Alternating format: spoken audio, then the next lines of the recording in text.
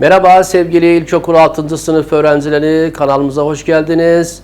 Yeni bir Türkçe dersiyle beraberiz. Evet sevgili öğrencilerimiz, geçen ders küçük kız ve mantarları konusunu, metnini aldık ve okuduk. Bir daha okumak isterseniz geçen bölüme dönüp küçük kız ve mantarları okuyabilirsiniz. Biz çalışmalarımıza devam edelim. Evet sevgili öğrencilerimiz, şimdi çalışmalarımızda her zamanki gibi kelime ve cümle çalışmalarımız vardır.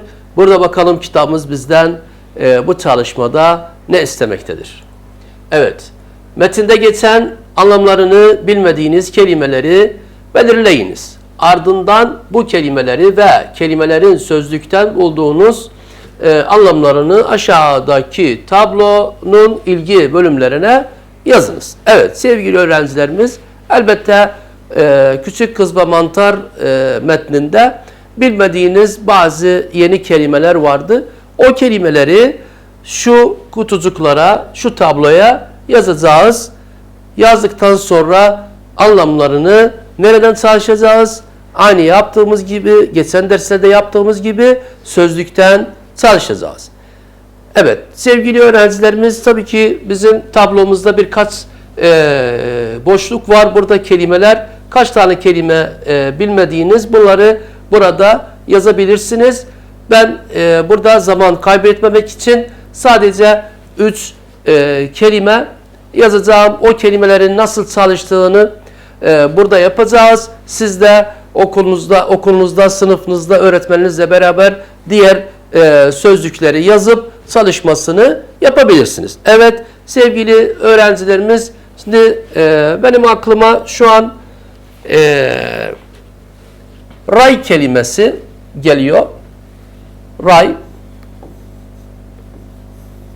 Ray kelimesi. Peki sevgili öğrencilerimiz, ray kelimesinin, ray sözcüğünün anlamını nereden bulacağız? Söylediğimiz gibi elinizde şu sözlükten, okullarınızda da bulunur. Ben eminim ki öğretmeniniz sınıfa bu sözlükten getirecek. Bu sözlükte bilmediğiniz kelimelerin anlamını burada bulacaksınız. Evet sevgili öğrencilerimiz, şimdi ray kelimesi, şurada anlamını bulalım. Ben zaman kaybetmemek için hemen burada kelimenin anlamını bulmuşuz. Ray kelimesinin anlamı bazı taşıtlar için yapılan demiryolu. Bazı taşıtlar için yapılan demiryolu. Şurada kelimenin anlamını yazacağız. Bazı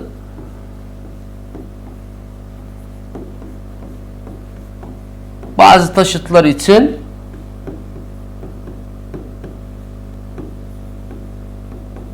yapılan demir yolu. Evet. Başka bir kelime bulalım. Burada bir tane kelimemiz daha bulabiliriz. Mesela metinde tümsek kelimesi geçmişti. Tümsek. Hatırlarsanız tümsek kelimesi geçmişti. Tümsek kelimesini de şurada yazabiliriz.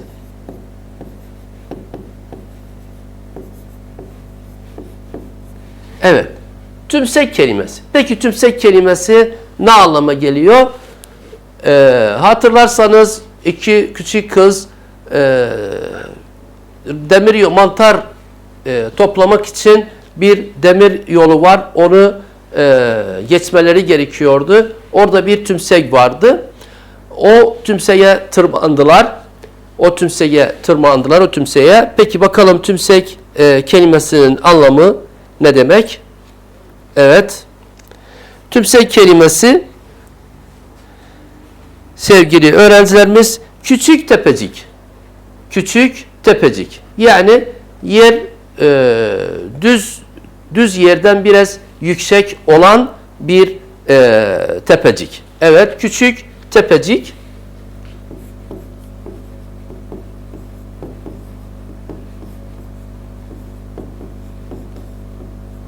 Evet, küçük tepecik. Evet sevgili öğrencilerimiz, Bir kelime daha yazabiliriz. Evet sevgili öğrencilerimiz, üçüncü kelimemizi yazalım. İki kelime yazdık. Üçüncü kelimemizi yazalım. Burada sütunlarımızda birkaç tane kelime, bilmediğiniz kelimeler yazabilirsiniz. Onun da anlamını az önce söylediğimiz gibi sözlükten bulacaksınız. Karşısında yazacaksınız. Ben makinist kelimesi yazacağım. Makinist kelimesi belki size metnin içinde yabancı gelebilir. Makinist kelime bakalım. Evet. Makinist kelimesi. Evet sevgili öğrencilerimiz, aynı diğer kelimelerde yaptığımız gibi sözlükten bulalım. Sözlükten bulalım. Makinist anlamı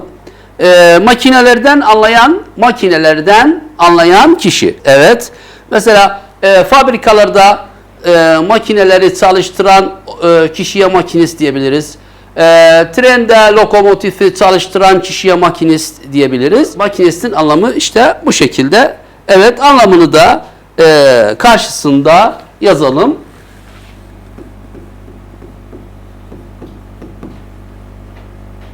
Makinelerden anlayan, evet,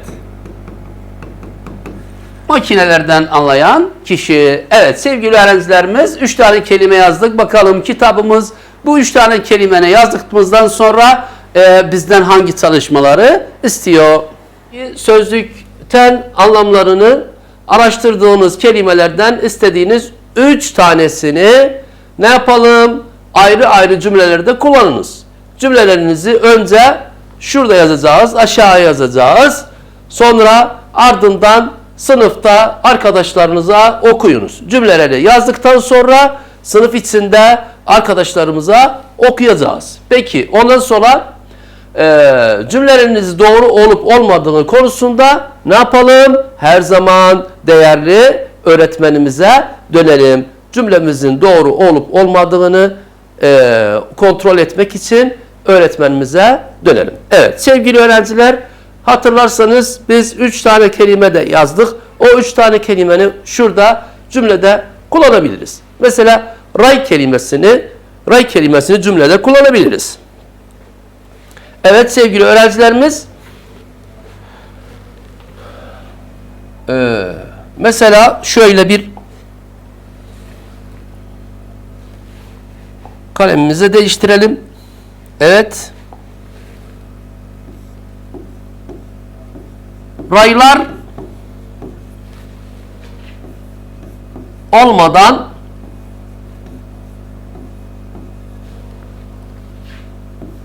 tren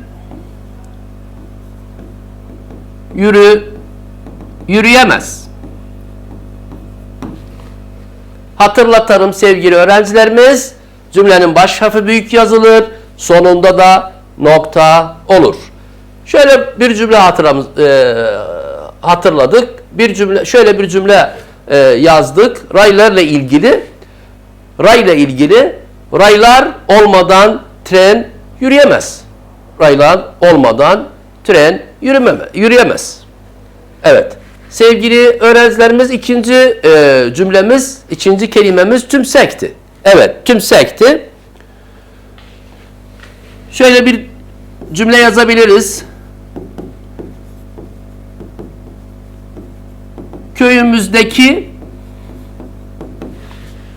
Köyümüzdeki tümseye tırmandık. Evet. Şöyle bir cümle yazabiliriz. Köyümüzdeki tümseye tırmandık. Evet. Diğer kelimemiz makinistiydi hatırlarsanız. Makinist kelimesini de cümlede kullanalım. Şöyle bir cümle. Makinist lokomotifi, evet, lokomotifi çalıştırdı. Sevgili öğrencilerimiz 3 tane cümle, 3 tane kelime ile ilgili 3 tane cümle kurduk. Kelimelerimiz şöyle altını çizelim. Raylar, raydı. Bir de tümsek kelimesiydi. Ondan sonra makinist kelimesiydi. Evet sevgili öğrencilerimiz işte cümleleri bu şekilde kurduk. Metni anlama çalışmalarımız, bakalım metni anlama çalışmalarımızda neler yapacağız? Evet sevgili öğrencilerimiz bakalım. Aşağıdaki soruları Küçük Kız ve Mantarlar adlı metne göre cevaplayınız. Küçük Kız ve Mantar metnini okuduk. O metne göre, o masalımıza göre şurada şu soruları cevaplayacağız. Evet. Metnin kahramanları kimlerdir? Evet sevgili öğrencilerimiz, biliyorsunuz her zaman bir masalın kahramanları vardır. O masalda kahramanlar tabii ki o masalın çalışmalarını, o masalın içinde rol oynadıkları onlara kahraman deriz. O masalın kahramanlarıdır. Tabii ki masallarda ana kahraman var, bir de yardımcı kahramanlar da var. Ana kahraman o masalın rolünü tam bir şekilde temel olarak masalın rolünü oynuyorlar. Metnin kahramanları kim? Evet sevgili öğrencilerimiz çok doğru. Buradaki ana kahramanlarımız tabii iki küçük kız. İki küçük kız. Peki bunun yanında başka kahramanlar da var idi. Makinist var idi. Makinist var idi. Bir de onun yanında trendeki insanlar var idi. Onlar da pencereden bakıp küçük kıza ne olup ne olmadığını da bakıyorlardı. Onlar da yardımcı kahraman olabilirler. Ama masalın ana kahramanları iki küçük kız. Evet. Metindeki olay nedir? Bu olay nerede ve ne zaman meydana gelmiştir? Evet sevgili öğrencilerimiz, metindeki olay nedir? Metindeki olay iki küçük kızın mantar toplamaya gitmeleriydi. Bu birinci olay. Ondan sonra başlarına gelen şu kaza oldu. Ama kazadan kurtuldular. Bu bir olaydır. Bir de bu olay nerede gerçekleşti? Metnin görsellerine, resimlerine baktığınız zaman bu olay tabii ki sabah erkenden olabilir. Çünkü iki küçük kız mantar toplamaya gidiyorlardı. Bir de resimler, görsellere baktığımız zaman orada bir yapı, bir bina, bir cadde yoktu. Ama sadece bir ray var, demir yolu var, raylar var, demir yolları vardı. Bir de tümsek vardı. Oralar bir köyü anlatıyordu. Evet. Şimdi küçük kız ve ablası demir yolunu geçmek için ne yapmışlardı? Oradaki bir tümseye tırmandılar. Oradaki bir tümseye tırmandılar ki yolu kısa yoldan geçsinler, demir yolu atlasınlar. Evet. Küçük kız ve ablası gelmekte olan treni fark edince nasıl davranmışlardır? Evet sevgili öğrencilerimiz, siz de biliyorsunuz. Küçük kız ve ablası treni uzaktan görünce uzakta zannetmişler. Ne yaptılar? Demir yolu atlamak istediler. Ama ablası fark edince geriye döndü. Ama küçük kız demir yolu atlamak istedi. Demir yolu atlamak istedi. Evet sevgili öğrencilerimiz, küçük kız ablasının geriye dönme sakın sözünü nasıl anlamış, ne yapmıştır? Küçük kız ablası ona ne söyledi? Geriye dönme sakın. Ama küçük kız trenin gürültüsünden ne sandı? Sandı ki ablası ona geriye dön diyor. Geriye dön dedi. Onun için geriye dönmeye çalıştı. Ablasının söylentisini yanlış anlamıştır küçük kız. Evet, küçük kız geri dönmeye çalışırken neler olmuştur? Küçük kız geriye dönerken, dönmeye çalışırken bir daha ne oldu? Trenin hızla yaklaştığını gördü, koşmaya başladı. Koşmaya başladıktan sonra ne oldu? Ayağı takıldı. Ayağı takıldıktan sonra mantarlar tümü yere satıldı. Sepetinden düşüp yere satılmıştı. Evet. Küçük kız trenin altında kalmaktan nasıl kurtulmuştur? Evet, küçük kız trenin altından kalmaktan nasıl kurtulmuştur? Sevgili öğrencilerimiz, nasıl kurtuldu? Siz de metni okudunuz, iyice okudunuz ve nasıl kurtulduğunu ben eminim siz onu da biliyorsunuz. Son anda kendini raylardan dışarı attı. Son anda kendini raylardan dışarı atarak tren bu kazadan kurtuldu. Evet.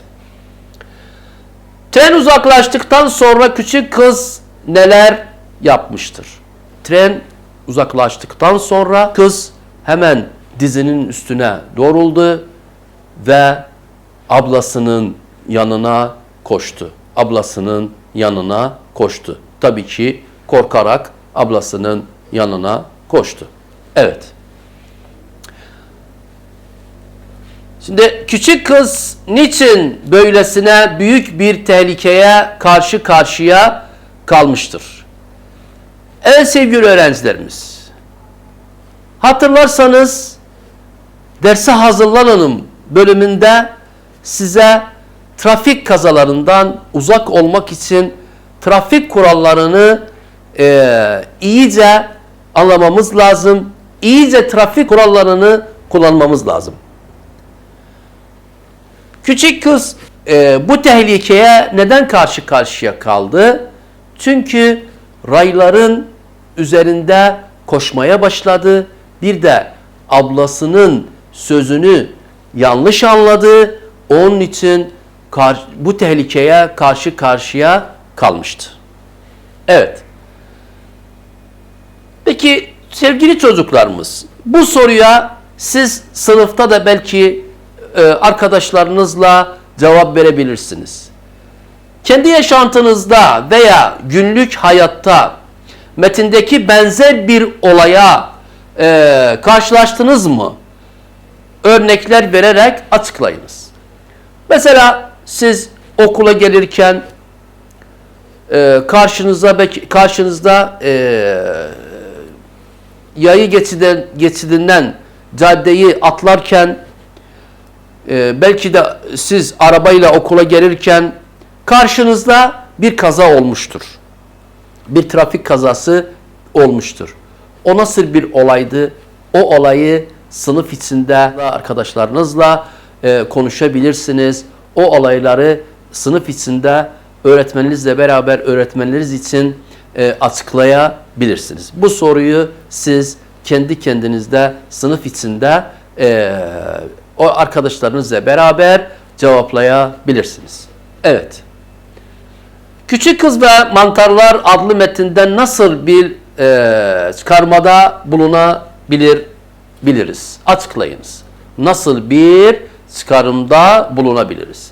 Evet sevgili öğrenciler, az önce söylediğimiz gibi bu metnin olayları, bütün olayları, bu metnin içinde bulunan, masalımızın içinde bulunan olaylardan hangi bir çıkarım çıkarabiliriz? Evet, her zaman dikkatli olmamız gerekir. Trafik kurallarını tam bir şekilde uygulamamız gerekir. Bu metinden şu olayı, şu çıkarımı çıkarabiliriz. Sevgili öğrencilerimiz, okula gelirken, çarşıya giderken, bizimle beraber bizden küçük kardeşimiz ya da arkadaşımız varsa onu da dikkate alarak caddeleri ya da taşıtlara binerken, otobüse binerken, minibüse binerken bunlara hepsine iyice dikkatli olmamız gerekir. Bu metinde bizim için bu çıkarımı söylüyor. Evet, sevgili öğrencilerimiz, bu çalışmayla beraber bizim dersimiz, bugünkü dersimiz sona erdi. Bizi dinlediğiniz için teşekkür ederiz. Gelecek dersi kaçırmayın. Kanalımıza abone olun. Yeni dersler sizin için gelecektir. Hepinizi Allah'a ısmarladık. Hoşça kalın çocuklar.